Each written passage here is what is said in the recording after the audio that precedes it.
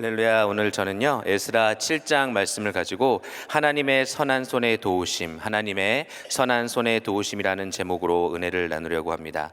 에스라서는 총 10장으로 기록이 되어 있습니다. 1장부터 6장까지는 이 총독 스룹바벨의 인도로 이제 1차 귀환을 해서 성전을 성공적으로 재건한 이야기가 기록이 되어 있고요. 오늘부터 시작되는 7장부터 10장의 내용은 이제 포로 2차 귀환에 대한 내용인데, 이때 중심이 되는 인물이 바로 에스라서를 기록한 에스라입니다. 포로 귀환은 총 3번에 걸쳐서 이렇게 기록이 되어 있는데요. 그럼 3차 귀환은 어디에 기록되어 있냐면 바로 느헤미야에서의 기록이 되어 있습니다. 오늘 이 에스라서는 사실 1장부터 10장까지 약 80년의 역사를 기록한 책인데요. 오늘 본문 말씀 1절에 보니까 이렇게 시작을 합니다. 2일 후라고 기록이 되어 있는데, 이 일은 어떤 것이죠?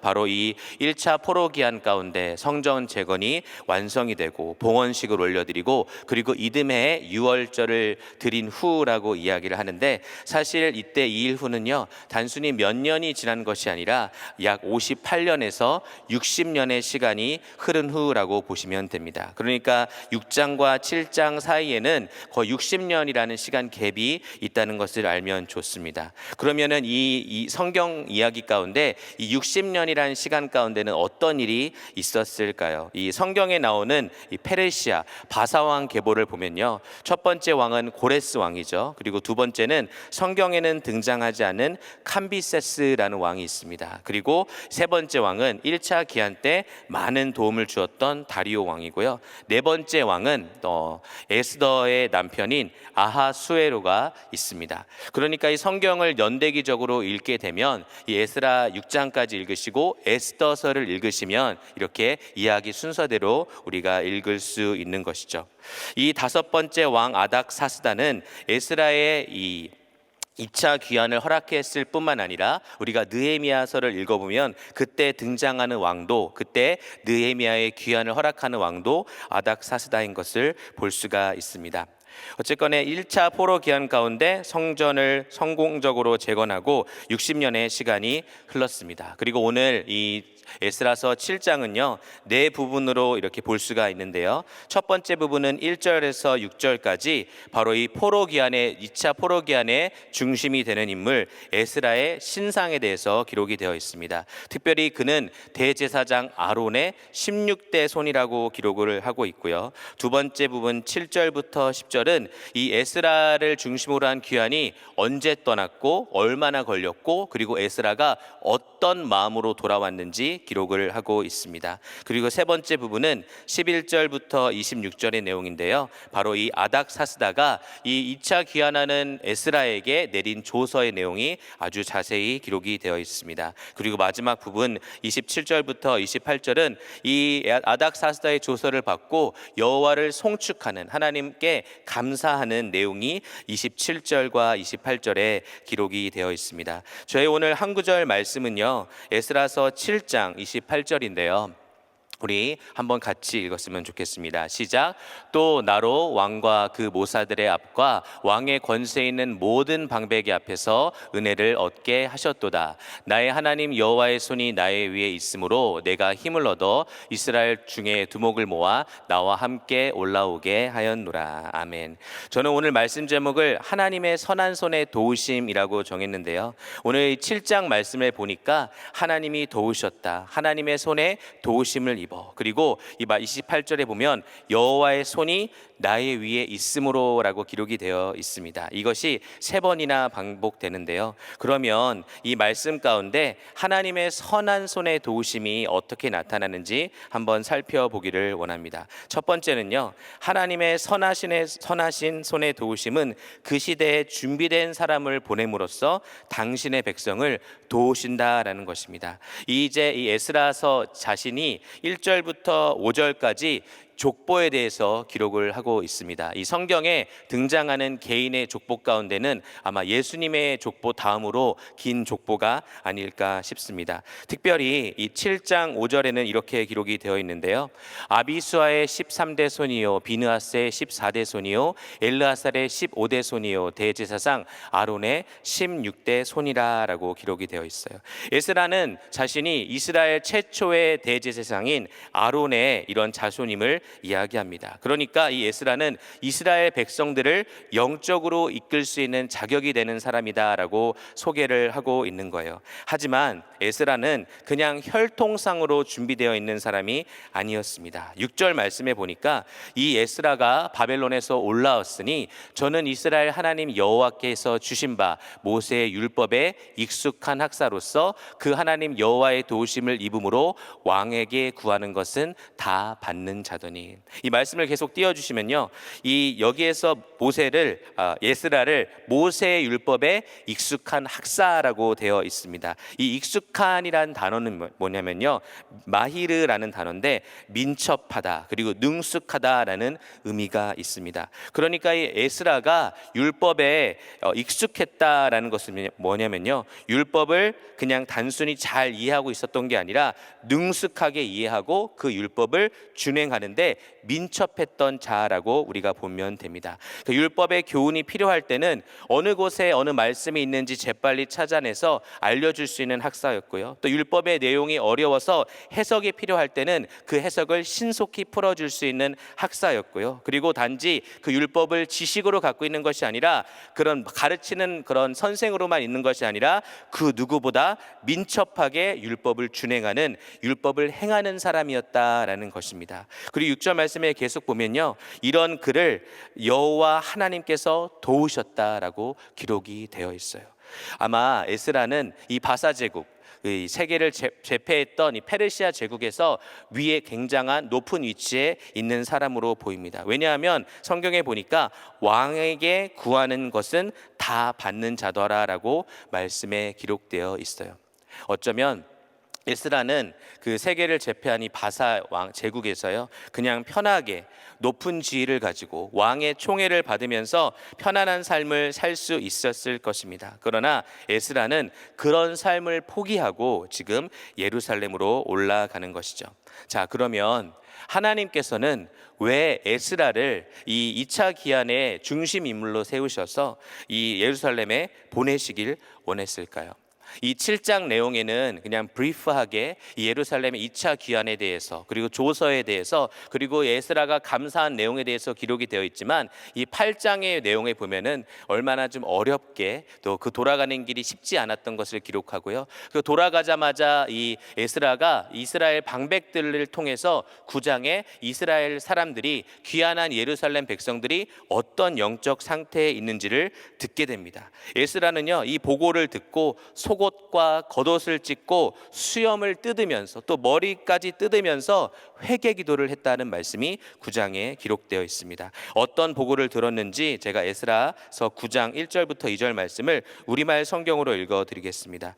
이런 일을 마치고 나자 관리들이, 방백들입니다, 내게 와서 말했습니다. 이스라엘의 백성들, 제사장과 레위 사람들이 이 땅 민족들과 스스로 구별하지 않고 그들의 가증스러운 관습들, 곧 가나안 사람들, 헷 사람들, 브리스 사람들, 여부스 사람들, 암몬 사람들, 모압 사람들, 이집트 사람들, 아모리 사람들의 관습을 따르고 있습니다. 이스라엘 백성들은 이 땅 사람들의 딸을 데려와 아내와 며느리로 삼고 거룩한 실을 이방 민족과 섞고 있습니다. 사실 지도자들과 관리들이 앞장서서 이런 죄악을 저지르고 있습니다. 1차 기한을 통해서 이 성전 재건을 잘 이루었던 이스라엘 백성들은 학개와 스가랴의 선지자의 가르침으로 형통하게 성전을 건축하였고 봉헌식을 올려드리고 제사장들과 또 모든 제사장들이 정결케 하고 유월절을 잘 드렸지만 이 60년이라는 시간이 흐른 상태 가운데 그들의 신앙이 무너졌던 것입니다. 그래서 이 하나님께서는 이에 준비된 사람을 보내셔야 했는데요, 하나님의 선한 손의 도우심이 이 귀환한 이스라엘 백성들에게 필요했던 것이죠. 그러니까 1차 포로 귀환 때는 하나님께서 눈에 보이는 성전을 완성하셨지만 이제 2차 귀환 때는 무너진 신앙을 재건하기 위해서 그 시대에 딱 알맞게 준비된 에스라를 하나님의 선한 손의 도우심으로 보내고 있는 것입니다. 7절부터 9절에 보면요, 7절에는 이제 아닥사스다 왕 몇 년째에 에스라가 돌아갔는지 기록되어 있고요, 또 재밌는 사실은 7절에는 해만 기록되어 있고, 또 8절에 보니까 이제 몇 년 몇 월에 떠났다, 도착했다라고 얘기합니다. 왕의 7년 5월에라고 얘기하고, 9월에 보면 이제 정월 초하루, 그러니까 유대력으로는 첫 번째 먼스죠. 그때 바벨론에서 떠났고 5월 초하루 5월 1일 날 예루살렘에 도착했다라고 합니다. 그러니까 7절에는 해만 나왔고 8절에는 해와 달이 나왔고, 그리고 마지막에는 이 1까지 나오면서 이 에스라의 2차 포로 귀환이 얼마나 중요했던 것을 에스라는 기록을 하고 있는 것이죠. 장장 4개월이라는 시간이 걸려서요, 이제 2차 귀환팀이 예루살렘에 도착했습니다. 근데 이제 말씀에 보니까 에스라는 이 또한 하나님의 선한 손의 도우심이라고 이야기를 하고 있어요. 근데 사실 7장에서는 그냥 간단하게 이 여정을 기록했지만, 사실 8장의 내용에 보면은요, 에스라가 이 백성들을 이끌고 안전하게 돌아오기 위해서 이 강 앞에서 금식 기도를 합니다. 자신이 이 아닥사스다 왕에게 그러니까 자신들을 보호해 줄 수 있는 인력을 요청할 수 있었지만, 이 에스라는 신앙의 자존심을 지키기 위해서 결단하고 금식하고 자신 어른들과 또 아이들과 이 소유들이 평안하게 안전하게 돌아올 수 있도록 하나님께 금식 기도를 하고 있어요. 그래서 사실 이 바벨론부터 예루살렘까지 오는 거리는 약 900km라고 합니다. 이 900km는요 한 600마일인데요. 그래서 제가 이 플루턴에서 얼마나 올라가면 600마일이 올라가면 거리인가 보니까 오레건까지 올라가는 거더라고요. 그러니까 폴틀랜드가 있는, 그러니까 거의 북가주의 레딩까지가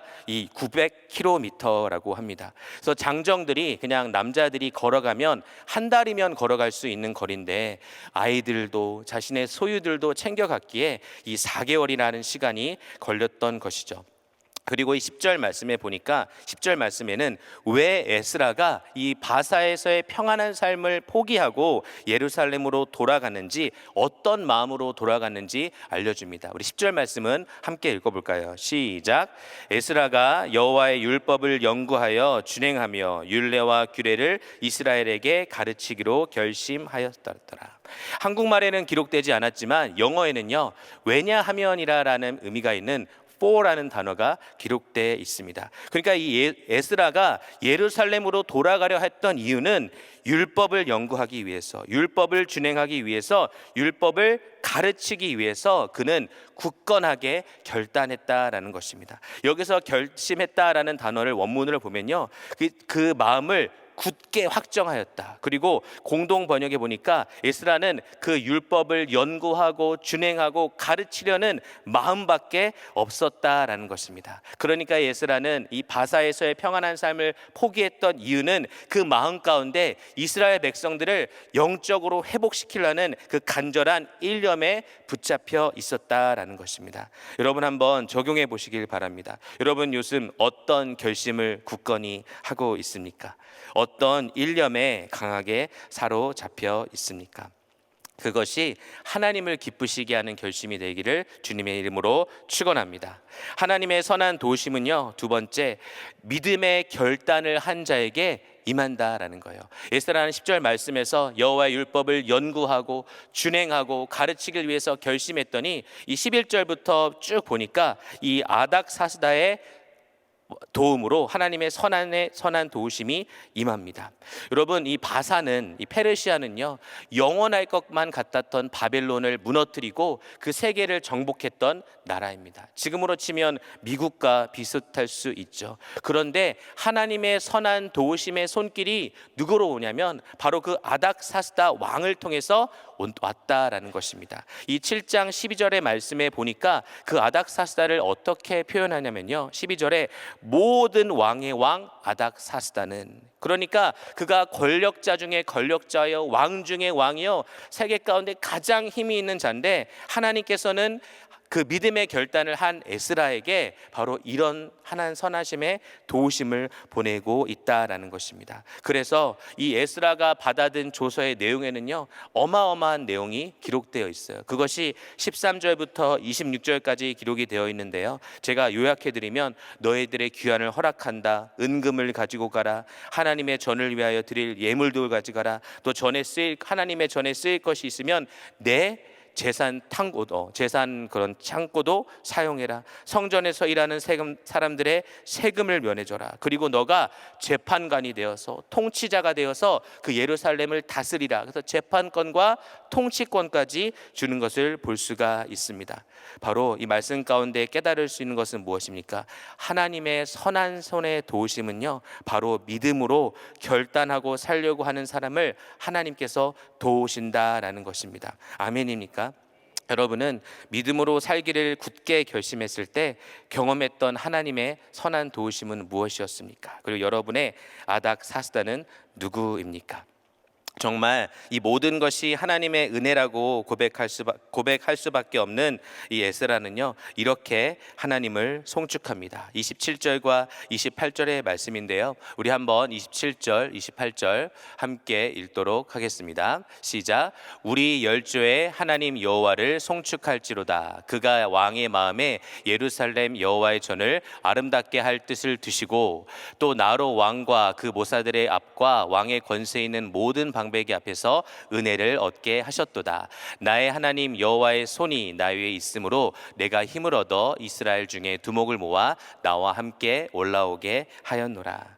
사랑하는 우리 귀한 성도 여러분, 하나님의 선한 손의 도우심이 여러분의 삶에 늘 함께 하시길 주님의 이름으로 축원합니다. 말씀을 정리하면요, 하나님의 선한 손의 도우심은 그 시대에 준비된 사람을 보내서 당신의 백성을 도우신다라는 것입니다. 여러분이 그 하나님께서 언제든 보낼 수 있는 준비된 에스라 같은 사람이 되시길 주님의 이름으로 축원합니다. 또한 하나님의 선한 손의 도우심은 믿음의 결단을 한 자에게 특별히 더 임한다라는 거예요.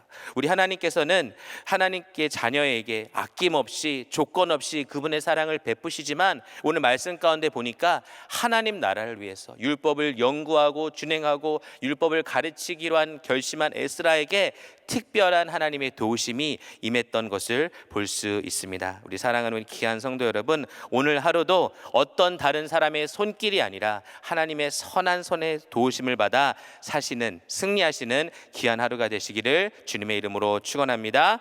기도하겠습니다. 하나님 감사합니다. 우리의 모든 삶 가운데 하나님의 선한 손의 도우심이 언제나 있었다는 것을 고백하게 하심을 주님 감사합니다. 하나님은 하나님의 때에 준비된 사람을 우리에게 보내주셔서 아버지 우리의 우리를 돕는 것을 말씀 가운데 깨닫게 하심을 주님 감사합니다. 특별히 사랑하는 우리 귀한 성도님들이 에스라가 말씀을 연구하고 준행하고 가르치기로 했던 그 믿음의 선한 결심을 했던 것처럼 그 일념에 사로잡혀 있었던 것처럼 우리 귀한 성도님들도 믿음의 삶을 살기를 결단하는 귀한 삶이 될 수 있도록 주님 축복하여 주시옵소서. 특별히 하나님 중에 선한 손의 손길이 믿음의 결단을 한 자에게 임하는데 오늘 하루도 그런 결단을 하여서 하나님의 선한 손의 도우심을 입는 복된 하루가 될 수 있도록 귀한 한 분 한 분을 주님 친히 축복하여 주시옵소서. 감사드리며 예수님의 이름으로 간절히 기도하옵나이다. 아멘. 귀한 말씀 생각하시면서 나의 갈 길 다 가도록 같이 찬양합니다.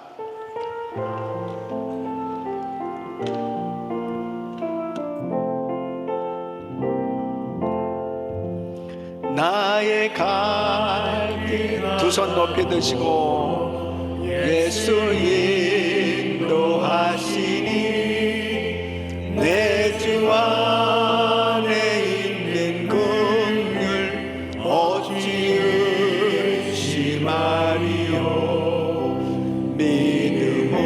믿음으로 사는 자는 하늘 위로 받겠네. 무슨 일을 만나든지 만사형통하리라. 무슨 일을 만나든지 만사형통하리라. 나의 갈 길 나가도록 예수 인도하시니 어려운 일 당할 때도 족한 일 해주시네. 나의 심히 고단하고 영혼 매우 가라라. 나의 앞에 반석에서 샘물 나게 하시네. 나의 앞에 반석에서 샘물 나게 하시네. 나의 갈 길 나가도록 예수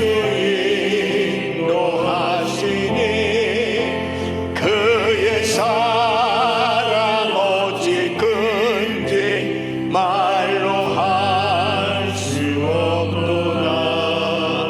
성령 감화 받은 영혼 하늘 날아갈 때에 영영 부를 나의 찬송 예수 인도하셨네. 영영 부를 나의 찬송 예수 인도하셨네. 아멘. 지금도 우리 주님께서는 여전히 우리를 인도하고 계신 줄 믿습니다. 성령님의 인도하심을 받으며 사는 것이 얼마나 기쁜 일이고 축복된 일입니까? 성령님의 인도하심을 받으면 가장 안전한 길이요, 축복된 길이고, 하나님께서는 반드시 하나님의 뜻을 이루어 주시는데, 하나님의 뜻을 이루고자 하는, 하나님의 뜻에 맞는 생각을 하고 하나님의 뜻에 맞는 일을 하려고 순종하려고 할 때 하나님은 모든 것을 사용하셔서 하나님의 뜻을 이루어 주신 줄 믿습니다. 특별히 이 에스라가 하나님의 말씀을 아는 사람이에요. 이 학사인 에스라는 하나님의 말씀을 깨달은 사람입니다. 어느 날 하나님께서 그에게 감동을 주신 것이죠. 저 예루살렘에 있는 백성들, 저들에게 말씀을 가르쳐야 되겠다 하는 그런 감동을 받은 거예요. 본인은 얼마든지 이 페르시아에서 평안하게 잘 살 수 있었겠지요. 높은 고위직에 있으면서 이 편안한 삶을 살 수 있었겠지만 그는 예루살렘으로 가기로 결심을 한 거죠. 그래서 그 일을 위해서 기도할 때 하나님은 이방 왕을 그의 마음에 감동을 주셔서 에스라를 다 돕도록, 모든 것을 에스라가 할 수 있도록 그렇게 돕는 것을 보게 됩니다. 참 놀랍지 않아요? 하나님은 만왕의 왕이십니다. 하나님의 뜻을 이루고자 하는 그 사람을 위해서라면 하나님께서 천지 만물을 다 사용하서라도 그의 하고자 하는 일을 돕는단 말이에요. 그러니까 우리가 세계 선교를 마무리하고자 하는 뜻은 결단코 우리 개인들의 뜻이 아니죠.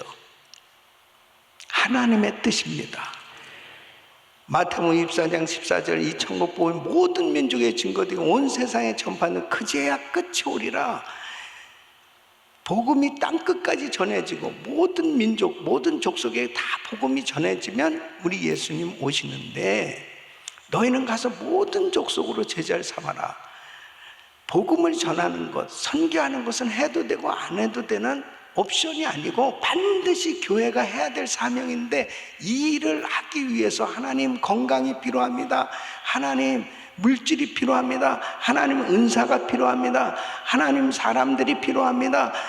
하나님 앞에 주님의 뜻을 이루기 위해서 하나님의 뜻대로 살기로 결심한다면, 하나님은 모든 것을 다 사용하서라도 그 뜻을 이루고자 결심한 사람, 그 뜻을 이루고자 순종하는 사람에게 놀라운 축복을 주시는 것입니다.